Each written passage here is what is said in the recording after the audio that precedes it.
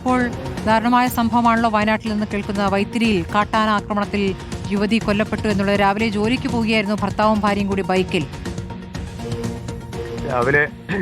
രാവിലെ ഹരിതഗിരിയിൽ വർക്ക് ചെയ്യുന്ന ആളാണ് ജെസി.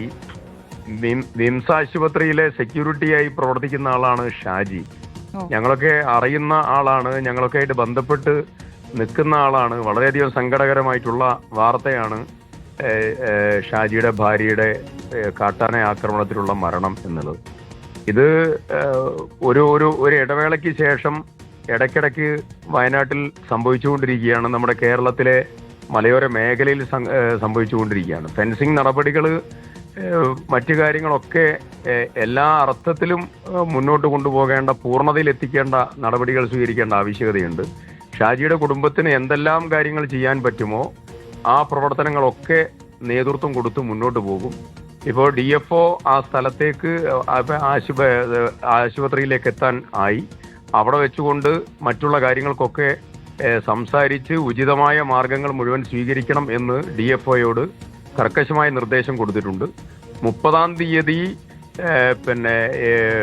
വയനാട്ടിൽ ഇതുമായി ബന്ധപ്പെട്ടുകൊണ്ടുള്ള ഫെൻസിങ് നടപടികളുടെ ഈ വന്യമൃഗ ആക്രമണ പ്രതിരോധ നടപടികളുടെ അവലോകന യോഗം വെക്കാനുള്ള ഒരു നിർദ്ദേശം കൂടി ഇന്ന് തന്നെ നൽകും. ഏതെല്ലാം തരത്തിൽ എന്തൊക്കെ ചെയ്യാൻ പറ്റുമോ ആ നടപടികളൊക്കെയായി സർക്കാർ ഈ കുടുംബത്തിന്റെ കൂടെ, പൊതുസമൂഹത്തിന്റെ കൂടെ ഉണ്ടാകും. ഈ പ്രദേശത്ത് അങ്ങനെ കാട്ടാനകൾ വരാറുണ്ടായിരുന്നില്ല, നേരത്തെ ഉണ്ടായിരുന്നു എന്നൊക്കെയാണ് ഞങ്ങളുടെ പ്രതിനിധി റിപ്പോർട്ട് ചെയ്തിരിക്കുന്നത്. ഇപ്പോൾ രാവിലെ ഈ ജോലിക്ക് പോകുന്നവർക്കൊക്കെ ഒരു ആശങ്കയാവുകയാണല്ലോ. ഈ റോഡ് അല്ലാതെ മറ്റു മാർഗമില്ല എന്നൊരു പ്രശ്നം കൂടി ഇല്ലേ? ഇത് പ്രധാനപ്പെട്ടതായ ഈ റോഡാണ് മാർഗം.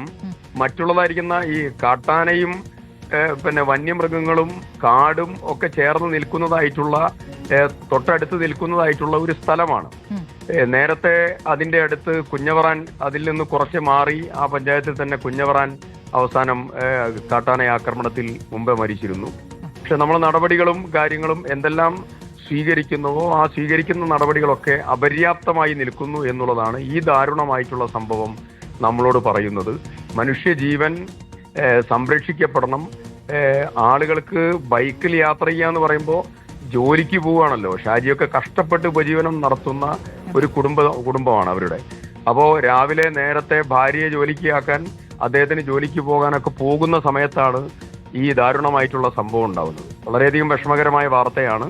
തീർച്ചയായും ഇതിൽ 30-ാം തീയതി തന്നെ ഉന്നതതല യോഗം, ബഹുമാന്യനായ വനം മന്ത്രിയുമായി ഞാൻ സംസാരിച്ചു. ഉന്നതതല യോഗം വിളിക്കാനുള്ള നിർദ്ദേശം അദ്ദേഹം കൊടുത്തിട്ടുണ്ട്. ആ യോഗത്തിൽ ഞാനും കൂടെ പങ്കെടുത്ത് അവിടെ ചെയ്യാൻ പറ്റുന്ന എല്ലാ നടപടികളും, സാധ്യമായ എല്ലാ നടപടികളിലേക്കും സർക്കാർ കടക്കും. വളരെ നന്ദി മിനിസ്റ്റർ ടി സിദ്ദീഖ് ഇപ്പോൾ പ്രതികരിച്ചതിന്.